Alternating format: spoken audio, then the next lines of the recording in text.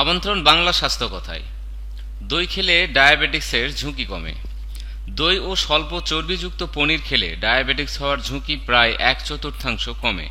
৩,৫০০ British নাগরিকের উপর চালানো এক সমীক্ষার রিপোর্টে ইউনিভার্সিটি অব ক্যামব্রিজের নিতা ফরচি গবেষক দল এ তথ্য দেয়। সমীক্ষার শুরুতে নারী পুরুষের খাদ্য ও পানীয় গ্রহণের অভ্যাসের বিস্তারিত বিবরণ লিপিবদ্ধ করা হয়। 11 বছর ধরে সমীক্ষা চালানোর সময় 753 জনের টাইপ 2 ডায়াবেটিস হয়। এতে দেখা যায় গ্রুপের মধ্যে যারা দই, পনির ইত্যাদি কম চর্বিযুক্ত দুগ্ধজাত খাবার খেয়েছে তাদের যারা এসব খাবার খায়নি তাদের চেয়ে ডায়াবেটিস হওয়ার সম্ভাবনা 24% কম। তবে অন্য খাবার থেকে আলাদা করে পরীক্ষা করে দেখা গেছে দই ডায়াবেটিসের ঝুঁকি 28% কমায়। এই দলের লোকেরা গড়ে প্রতি সপ্তাহে 125 গ্রামের 4.5 পাত্র দই খেয়েছে। এছাড়া যারা ক্রিপসের বদলে নাস্তা হিসেবে দই খেয়েছে তাদের ডায়াবেটিসের ঝুঁকি কমেছে 47%।